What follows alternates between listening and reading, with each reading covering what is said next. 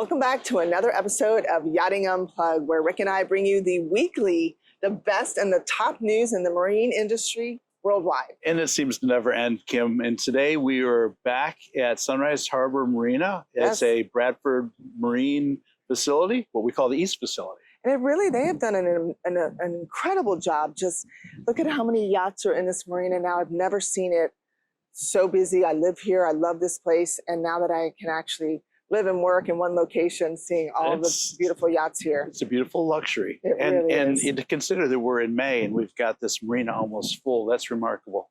Right. Well, I'm a little tired. I came back from Washington this week. It was a very successful, right? It was a very successful trip. I joined the National Marine Manufacturers Association.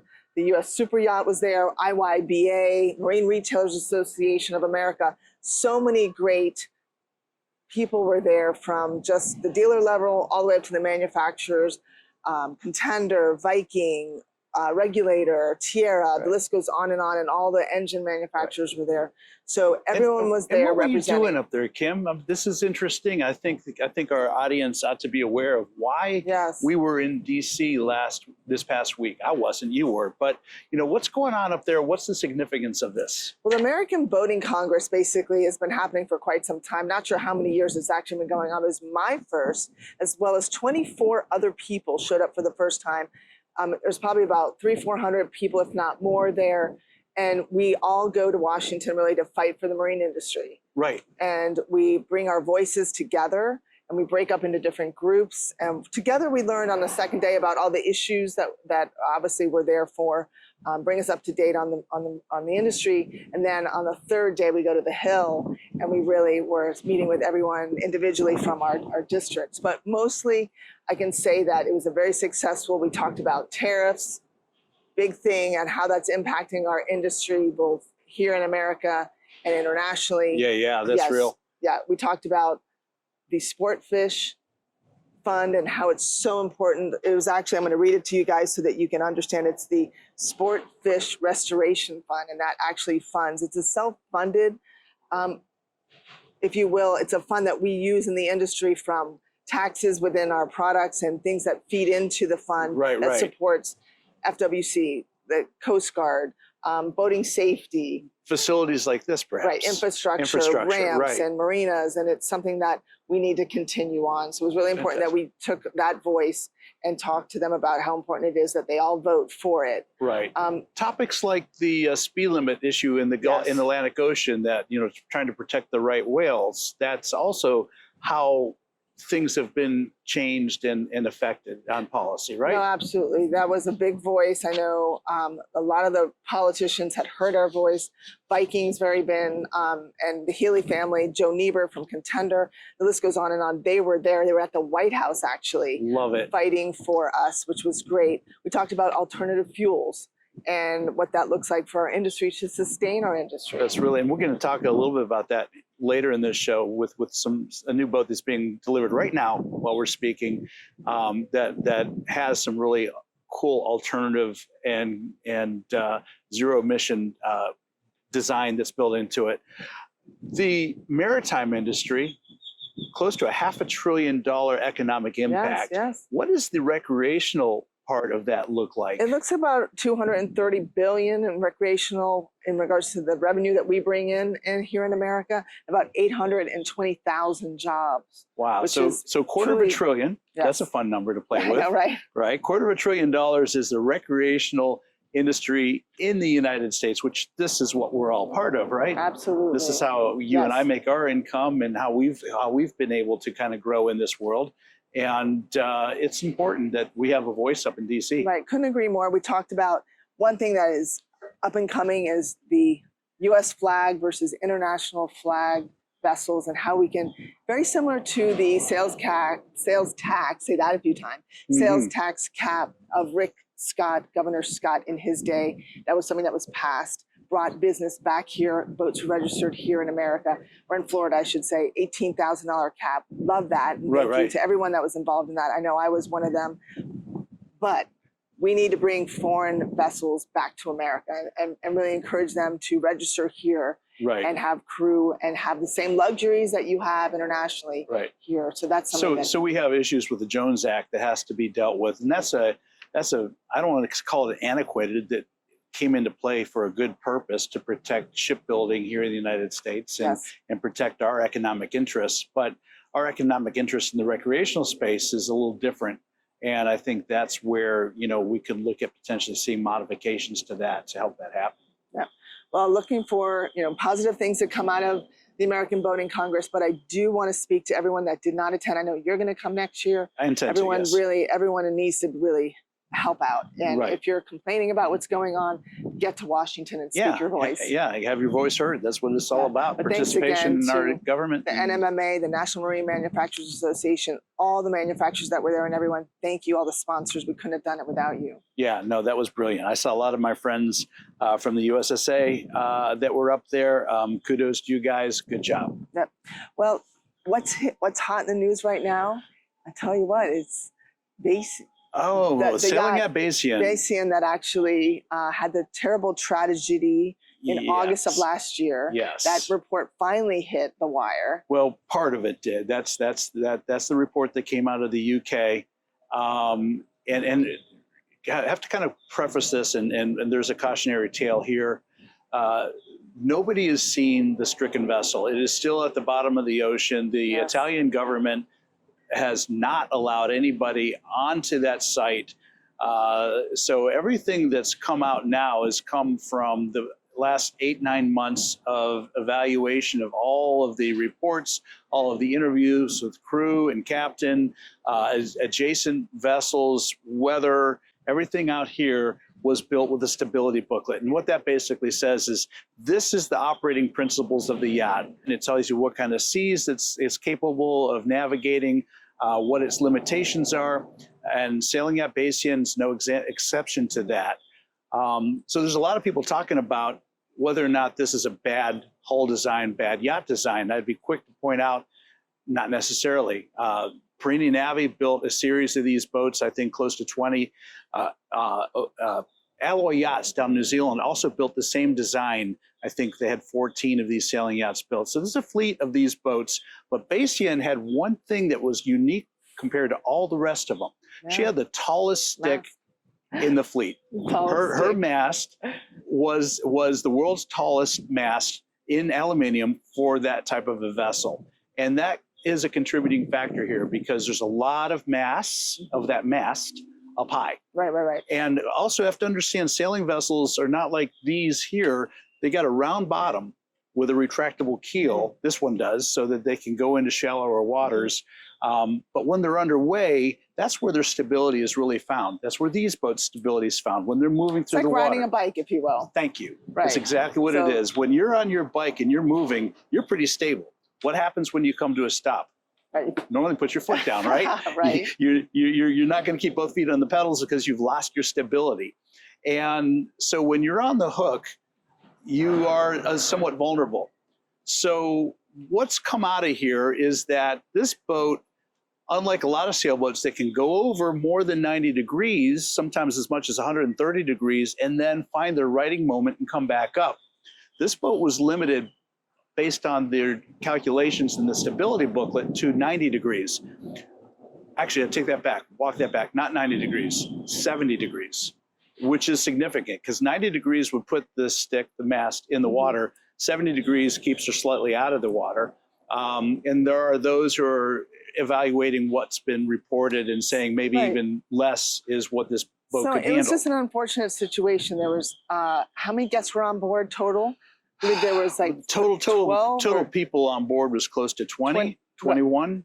And so 7 people lost their life. Six guests and 1 crew. The chef that lost his life, and recently he filed, or the family of the chef filed a lawsuit, but the 6 guests perished as well. Right. But the wind was crazy. It basically went from 8 knots to 70 knots in how many minutes? It was incredible. Everything happened within a span of less than 20 minutes. And so what I like to focus on is, I don't think there's anything necessarily wrong with the yacht itself. I think there's a fleet of them out there that bear that out. I know Perini Navy, the builder of that yacht, they build a great boat. Yes. the president of the Italian Sea Group basically said, yeah, she's unsinkable. Well, they said that about the Titanic. Be careful anytime you say anything like that. Right. But, she was a well-built yacht. I'm certain of that. And I'm also certain that crew fought her valiantly at the end, trying to save her or trying to save lives. Lot of, if you hit up YouTube, go to YouTube and Google it, the Bayesian yacht sinking, or it's everywhere. It's right everywhere, now. But they really have a great play-by-play, a recreation of what happened, and it's really incredible how quickly it happened. Over 8 minutes, talking about the guests when they woke up. But the key factor here is that there was a person on duty at that time that probably might have been a relatively new employee or inexperienced or didn't have that length of time to know to wake people up sooner. Well, yeah, not to listen. We don't want to throw anybody into the bus here. Things are so dynamic. For sure, no. And yet, I think what your point is quite valid, Kim. We hire crew for these large vessels, and we have a demographic to pick and choose from. And there's always what's called green crew, new crew. That's how crew come on and get their bearings and learn the trade and the craft. But when you decide who you're going to put on watch, you being the captain, you being the master of the vessel, need to be aware of the limitations of the crew that you have. So the captain had asked to be woken if conditions got to a certain point, winds over 20 knots, if the anchor is dragging. Well, ultimately, it's shown that the anchor dragged over 400 meters. That's more than 4 football fields in a matter of 15 minutes. That's profound. An adjacent vessel also anchored in the same area, also dragged anchor the same distance, parallel. The bottom line is the captain did not come to the wheelhouse in time to really be effective. The watch crew should have likely alerted the vessel when they saw the thunderstorm coming in sooner than they did. That would have allowed a little more time. The chief engineer did get up because he felt the boat moving, so his experience kicked in. He fired up the generators, he got the steering system online, he went up to the wheelhouse to get everything ready to move. And unfortunately, by the time he got there, things were moving so quickly. She got knocked over so quickly, and she did not recover because, again, her stick is so large. The keel wasn't down. The keel wasn't down, so you didn't have that counterbalance of the heavy keel, retractable keel. Perfect storm, funnel of failure. We talk about that. So I think the takeaway here really is Mother Nature doesn't care. She's heartless when it comes to being on the ocean. So it's up to us to look at all of the potential risks and figure out how we mitigate those risks best we can. And I believe the crew, under the circumstances when this happened, did the absolutely best they can. There's no criticism from us in regards to how the crew fought that boat when she started foundering. It was a tragedy. And I hope from the tragedy, we're able to determine things that were done that could have been done differently, and that we move forward and prevent tragedies like this from happening. There's always best practices and those that we need to improve, and I think that we all need to learn from this situation, and hopefully there'll be some dialogue that we can talk about that when that vessel is obviously salvaged and we're able to actually get on board and see what, maybe there's a story to be told that we'll all learn from. And unfortunately, the fatalities didn't end last August with the sinking. It's unfortunate. This week. I come from the commercial diving field. I worked 4 years in commercial diving, offshore diving in Louisiana. I know a little bit about what I talk about here. And this boat is shallow for commercial divers, 50 meters, 160 feet. Yes. That is not deep. That's almost recreational diving for commercial divers. And yet a 38-year-old diver 38 or 39-year-old diver. Lost his life this week. Okay, and so the takeaway there is that things get dynamic underwater quickly. And again, going back to that long stick, the tall mast that boat sank with, she's on the bottom, and there's tremendous amount of energy, potential energy stored up in the way that mast is attached to that boat. What report I understood was they couldn't mechanically unfasten the mast, so they cut it. And when you cut metal underwater, you use an underwater device that brings electricity and oxygen together to create a cutting arc to cut through the metal. At some point in time, everything cut loose. There was a release of all that potential energy. Most likely that unfortunate diver was in the wrong spot when that energy got released. He's 38 years old. For a commercial diver, that means he's highly skilled. You're probably moving towards your sunset of your diving career at 38 years old. So this isn't a situation where you had a new diver, inexperienced on the scene. It was just another tragedy. Right, yes. And the diving community now has their own analysis to do about risk mitigation. But it's paused the salvage efforts right now. So while that's being investigated. So there's 2 investigations going on right now simultaneously. So we wish everyone the best and hope, and shout out to all the families involved in this loss. It's truly tragic. It is. Well, let's move into the industry and economic news. We'll talk about that. Let's we have a lot of financial reports coming out right now. We're heading into the fiscal year ending for a lot of companies that have the fiscal year ending in June 30th. So we've got a lot to report. That's usually when the new boat models come out too, right? Correct. So 2026 models coming out here in another month or so. Right. No, that's right. We had Group Beneteau reported, hit the wire. They had a 43% year-over-year decline in the Q1 of 2025, aligning with expectations for a challenging quarter. Really not for them, for everybody. Yeah. I think we're still in this zone of economics where sit and wait. There's coming out of the election cycle, there's a lot of uncertainty. First 100 days of the new administration, things are moving so quick and furious and fast that people are stopping to pay attention to what's going on. Obviously, the tariff concerns have thrown a wet rag on things for a while, although it seems now that that ship is righting, and we're starting to see agreements made, and even the U.S.-China agreements are looking pretty profound. So the market had we had a great week too. I mean, my goodness, up over 1,000 points last week. So I think we'll find our spot. It will settle down, and then things will return back to normal. We talked about, you and I having coffee this morning, how spring is the time for our industry that sales take off. And that's been a very slow rise. So I'm hoping maybe instead of seeing that dip in the summer that we normally see, hopefully it'll just stay steady and stale. Let's hope that bell curve flattens out a little bit and goes, It would be nice, because it would be hard for all dealers and everyone involved in the industry to have that. We're missing that season that really we all look forward to. Well, the other side of the coin is, Malibu Boats had a 12.4% increase. Right, I saw that. So there's something good going on there.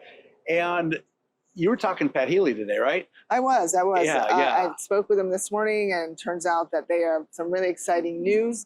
Their new 55 Valhalla 55, right, is actually in the final stages. Sea trialed it. I can't give you the news. I don't want to spill, but the numbers are great, and a lot of people on board, and it would really perform. That performance curve is looking good. It really is, and that boat will be announced at their dealer meeting in June in New Gretton, New Jersey. Atlantic City, actually. Oh, it's Atlantic City? Yeah. Okay, thank you for the clarification. But the boat can be seen in New Gretton after it's back, and then ultimately debuted at the Fort Lauderdale Boat Show. I'm excited to get on that. So, when you see new product being brought out, particularly something as profound as a 55-foot sport yacht, that tells you that there is a lot of optimism looking into the future as to what we've got to look forward to. And so, I temper the bad news with some good news and say, hey, look at this. Things are going to move in a good direction. I always do. Right. And they've had a great run, Viking, and now 61 years, and then Valhalla comes out, and they've done 900 boats in 5 years, which is pretty crazy. Those numbers speak for themselves. All right, let's get back to the numbers. Yamaha announced only a 1.2 decrease in Q1 2025. Which means they're flat. I think that's a win. That's a win. That's a win. Absolutely. Absolutely. I think that's great. And again, Mastercraft, which has been, my brother-in-law is a world-renowned and Hall of Fame water skier, Peter Fleck. We talk water skiing all the time. They're seeing a big decrease in that market.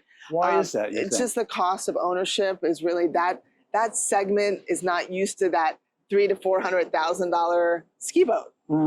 They're getting that pricey, are they? I've seen some that high, wow. Yes. So that can be up there, $200,000 to $400,000, if not more.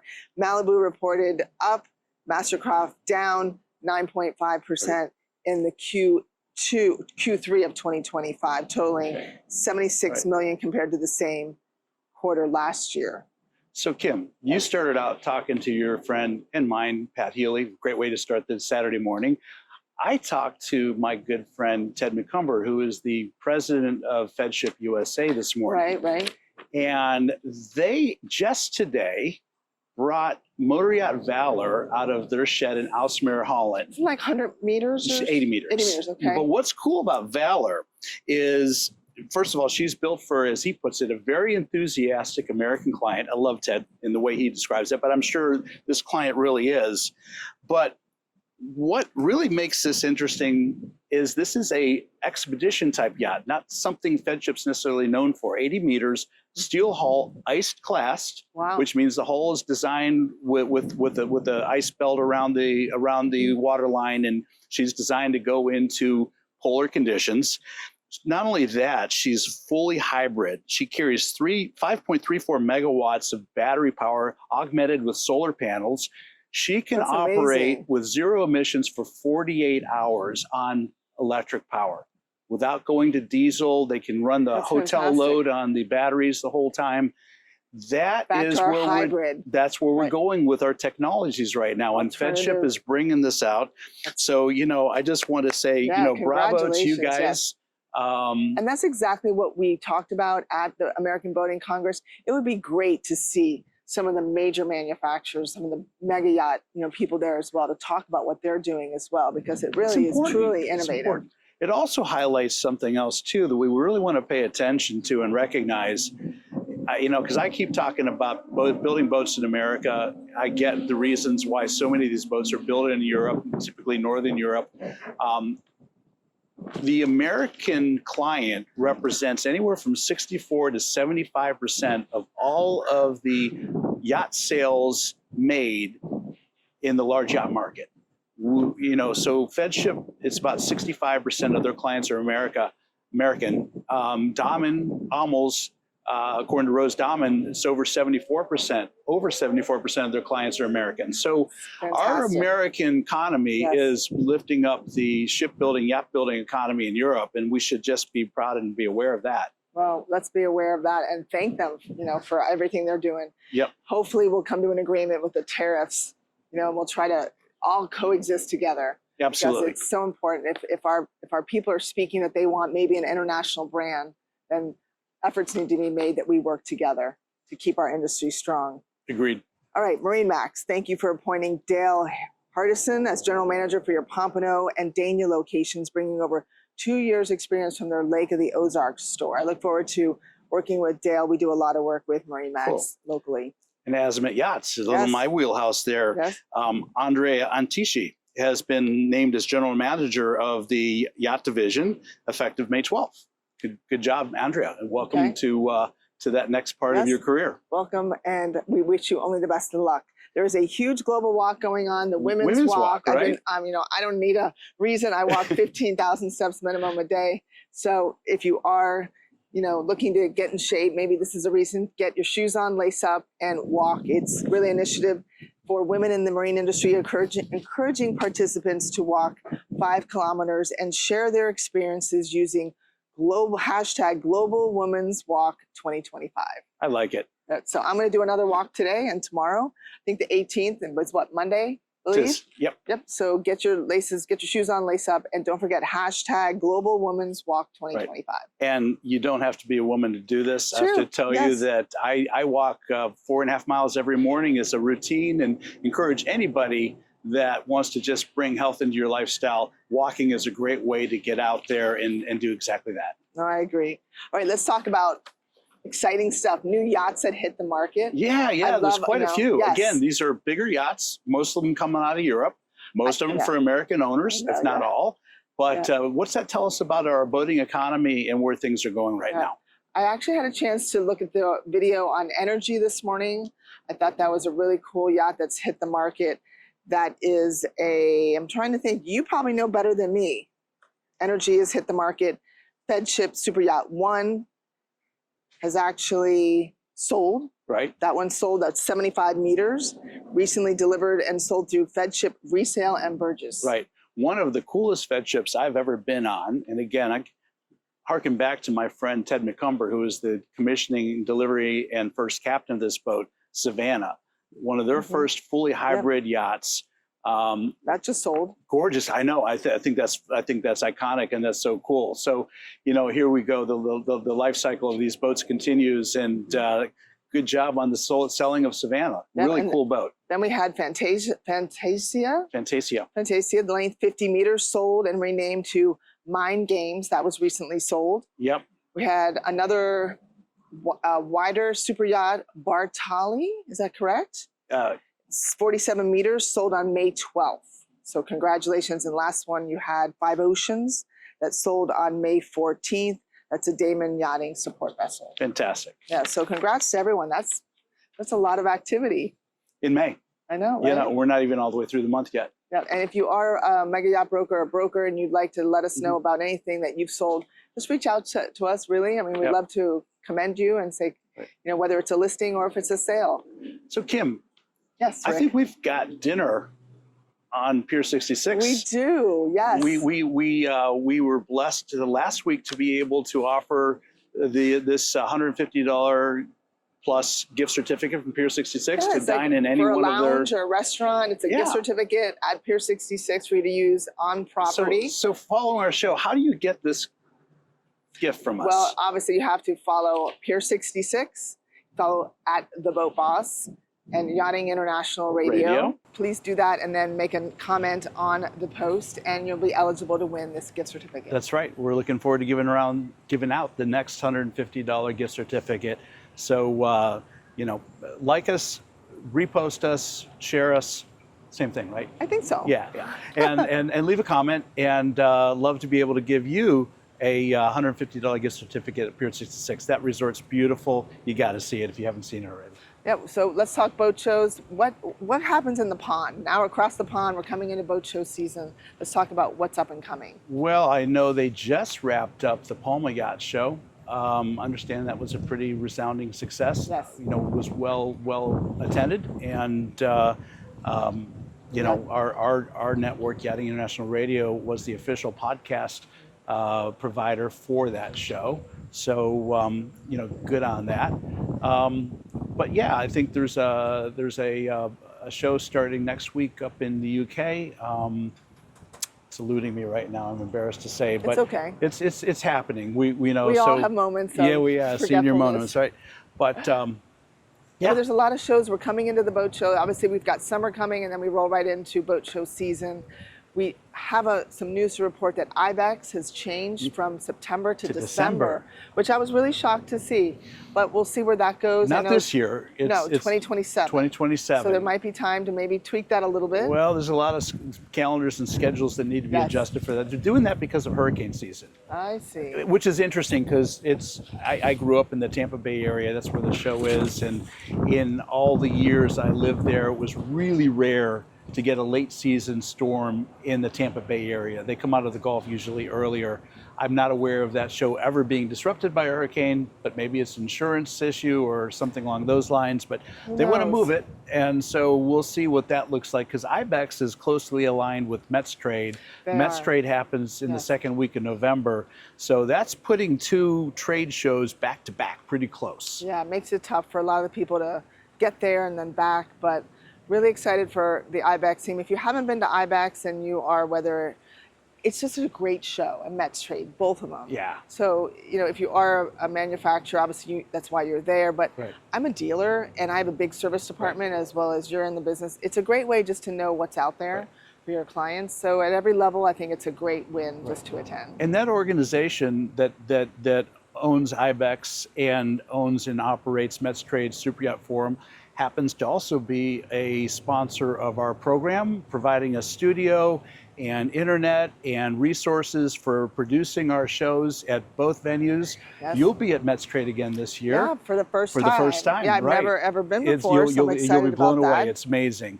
And Niles Klarenbach, who is the managing director, has become a dear friend and advocate for what we do. And so we'll enjoy a bit of the red carpet treatment while we're at these venues and bringing you the news and insights from those facilities. Ideally, we'll be doing some live streaming too.